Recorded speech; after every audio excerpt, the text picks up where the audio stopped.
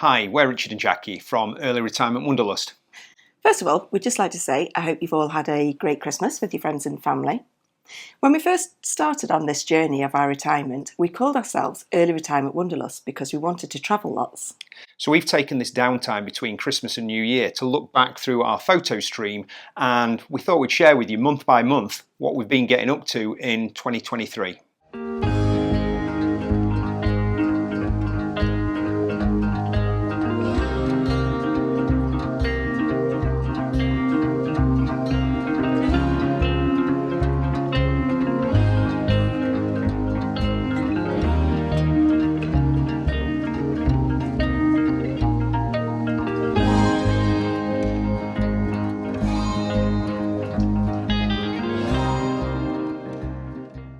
One of the really lovely things about this time of year is having the time to be reflective and looking back at what you've got up to.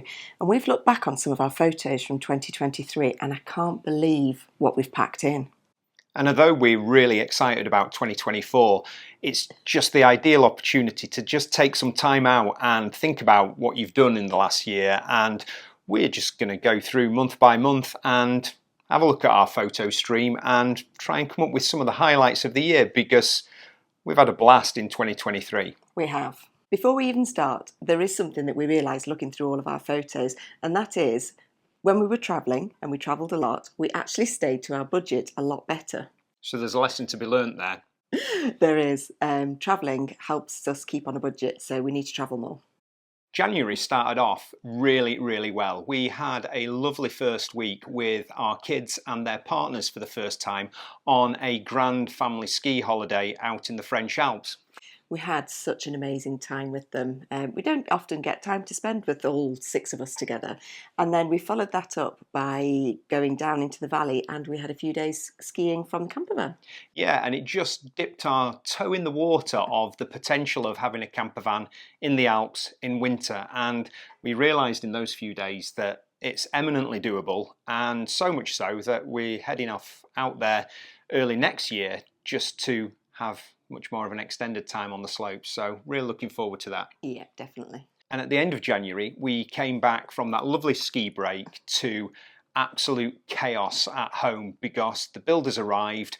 They were amazing, but boy, did they smash our little cottage inside out and back to front. As a consequence of that, 2 weeks later in February, we joined my mum out in Phoenix, and we had a month travelling around Arizona, which was amazing. It was a really interesting one because it was a place where we'd never thought that we would really want to go. Yeah, we decided we'd go, particularly to Phoenix, because that's where my mum was. And it's a place that we definitely want to return to. There was just so much there for us to explore. And in February, the temperatures were really mild, so it was bizarre. It was my birthday in February, and we were in the pool and the hot tub, and the temperatures were lovely in Phoenix. They didn't quite stay that way. They didn't. They lulled us into a false sense of security, and then we went up to the Grand Canyon and a place called Williams, and we got stranded. We couldn't even get to the Grand Canyon for 2 days. Yeah, it was, I mean, we got the best possible car for that, in the fact that the hire company mugged us off, really, by giving us a Mustang. Little did we know we'd be going into the snow areas. And yeah, after 48 hours of being stuck in Williams, we eventually made it to the Grand Canyon. We did, and that was totally awesome. Other highlights of that trip for me were going to Monument Valley, real John Wayne and cowboy country. That was just unbelievable. And we finished it off by discovering our second national park of that trip. We went to Zion National Park, which is in Utah, and it was just the most scenic place I think I've been. And it just really highlighted to us how amazing the national parks were in America. And at that point, we didn't know that we'd be going back to America later in the year, but I think it's really sort of fired us up for that sort of travel. So that was February and March. Again, from one of our extensive little breaks, we came back to a little bit more carnage in the Dales, and the builders had finished, but then we had two amazing craftspeople in for a good few weeks doing our kitchen and doing our bathrooms. So again, we were living in a bit of a building site. With no electricity downstairs or any heating in the middle of winter. So we took the opportunity to actually discover what was around us in the new area that we live in, the Yorkshire Dales. We found some of the campsites that were open in the winter so that we could actually have showers, because we didn't have a shower for 2 or 3 weeks. It was really nice. The local campsite owners befriended us, got to know us, offered us free showers when we were desperate. But yeah, finding the hidden places in the Yorkshire Dales, and there is so much still to discover. There is, definitely. So after all the chaos of the renovations and we'd got the house build finished, May we were able to start planning lots of little trips away. And my first quest for our wedding anniversary was to go and find the puffins, because I knew that the colonies started being populated again around May, June time. So we headed off to Bempton Cliffs, which is actually on one of our favourite coasts anyway. So we headed towards the Yorkshire Dales coast. We had an amazing weekend where we went to Sands End, we went to Robin Hood's Bay, and we ended up down by Bempton Cliffs and Flamborough Head, which was just beautiful. And we did finally, on the Sunday morning, capture on camera 2 little puffins. They were gorgeous. They were dancing and hopping around on the rock. They weren't very happy with the other birds that were stealing their little nest. They were so tiny, but it was a quest worth doing, and yeah, just setting a target to do something like that was a really good adventure and took us somewhere where we thought we'd never end up. Yeah. Also in May, we had the opportunity to have our kids up for the first time to a cottage that was actually livable. So it was really nice showing them around the Dales, doing some of the peaks. When they weren't around, we did dip our literally toe in the water and do a little bit of wild swimming around the Dales, which was great. And then we're headed off to one of our favourite places. We headed to one of our favourite campsites, which is Seathwaite Farm in the Lake District. It is in the middle of nowhere. It's really cheap. And once you're there, you can't spend any money and you have to have everything in cash. And there is no phone signal, and it is just splendid isolation with a particularly friendly farmer that we get on well with, but seemingly lots of people fall out with. But it's based on a working farm, it's surrounded by mountains, there's walks all over the place, and it was just a really happy bank holiday weekend. It was, and I think we were really lucky because actually we had really good weather as well, didn't we? We did. We had an amazing afternoon just wild swimming in the little ponds up on the hills. In June, we'd already got ferries booked to get to Santander, and we were planning on doing the French Atlantic coast. We were going to maybe have a little bit of an explore in the Pyrenees before heading up through France. But while we were at Seathwaite Farm in May, someone tipped us off that in northern Spain there's a really nice mountain range for hiking called the Picos de Europa. So we set off and found them. And we had a week in the Picos and did a little bit of the northern coast of Spain, and it was just beautiful and very much unlike us. We sort of dipped into a few towns and cities. Bilbao was amazing. We also went to San Sebastian, which was A, a beautiful town, and B, a gastronomic delight.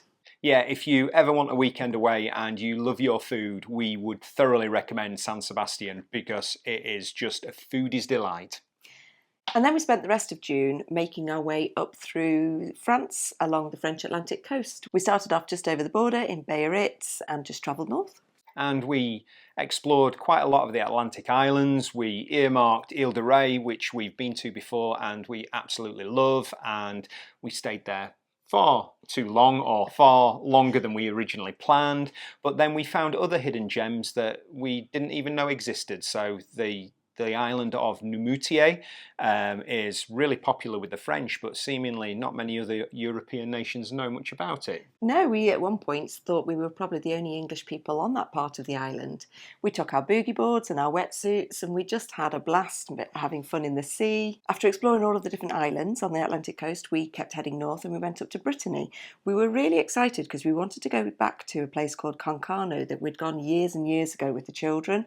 And we were quite disappointed. It didn't help that it was a completely stormy, rainy, wild and wet weekend. So there wasn't a huge amount for us to do. So we didn't stay there as long as we thought we would. We just kept moving north, didn't we?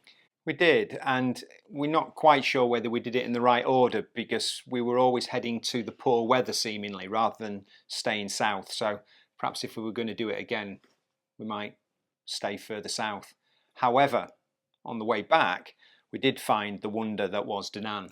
Arrran is a beautiful old fort town on the north coast of Brittany, and there was a great air that we stayed on for a couple of nights, and it's just underneath the railway viaduct.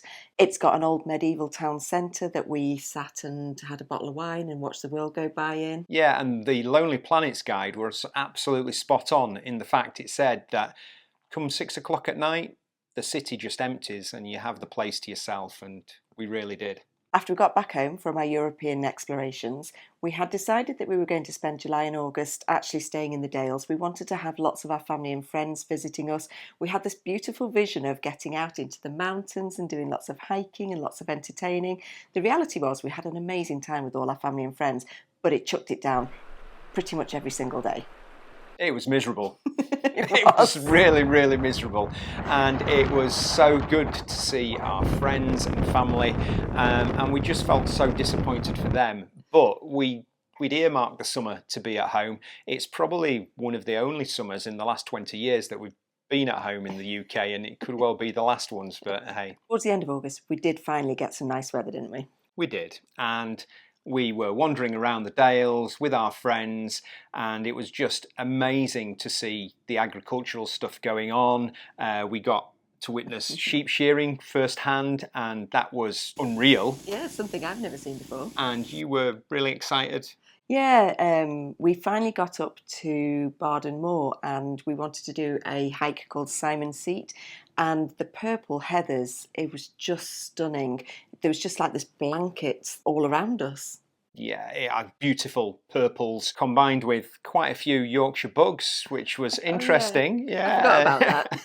We couldn't stand around because we were getting chased by bugs, but it was a beautiful sight. See, in my mind, all I can remember is the purple heathers. All Richard remembers is the midges. In September, we always try not to be around home because as ex-teachers, it's always nice to be away at the start of term. So we headed off to Arrran, and we purposely decided that we weren't going to rush this trip. No, we had probably just about 2 weeks, didn't we, on the island? Yeah. People say that Arrran is like a mini Scotland. So we started off in the north, which was all the highlands, and we explored the area around Loch Ranza. We stayed on an amazing campsite where the deer come and visit in the night.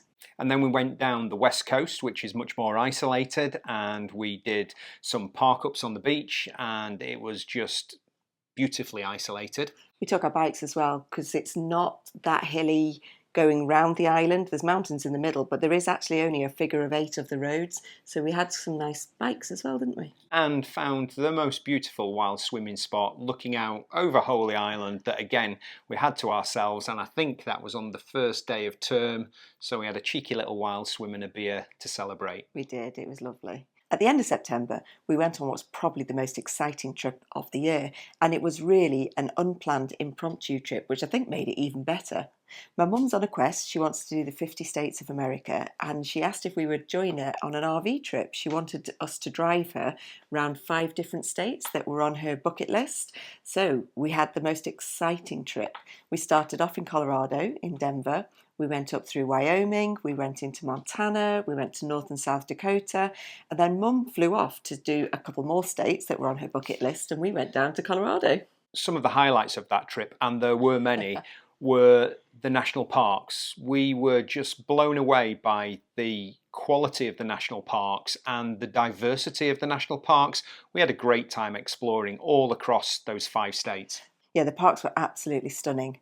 My favourite, I think, was the Tetons, just for the views that you had from wherever you were. What was yours? Mine was probably the Badlands, which really were the Badlands, and just the most unbelievable photo opportunities, and you can't really quite describe what they're like. One of the reasons Mum wanted to travel around in an RV, which is different to how she normally travels, is that she wanted to experience small town America, and we definitely got that. We had such an amazing time.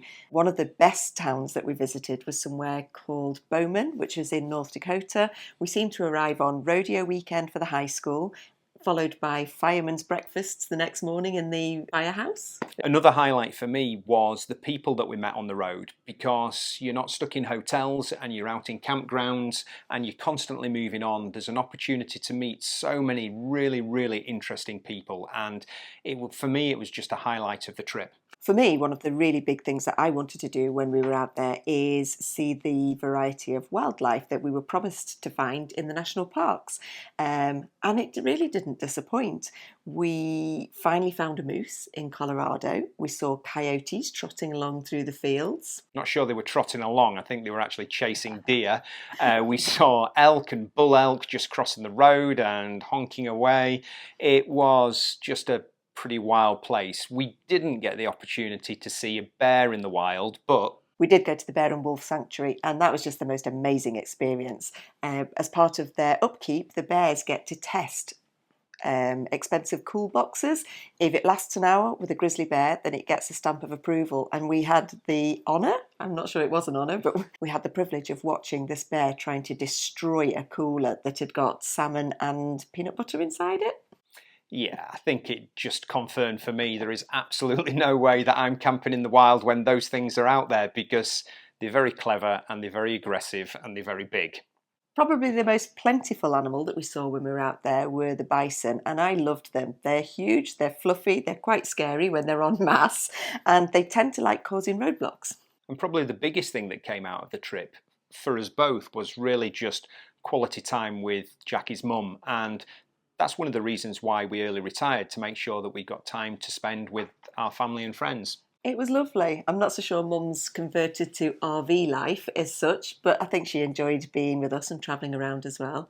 As we got into November, it was time to convert from summertime camping to more winter camping, and to be fair, we got a little bit out of the habit, I think, but we had a few little trips to the Lake District and to the Dales just to test out whether we could still cope with life in the van in winter, and it went all right. Yeah, we had a very wild and windy few days in the Langdale Pikes in the Lake Districts. Doesn't really bother me, the wild and windy bit. It's only if it rains, and it didn't rain that weekend, so that's all right. And then moving into December, we have just really enjoyed what we would consider our first proper Christmas in the Dales.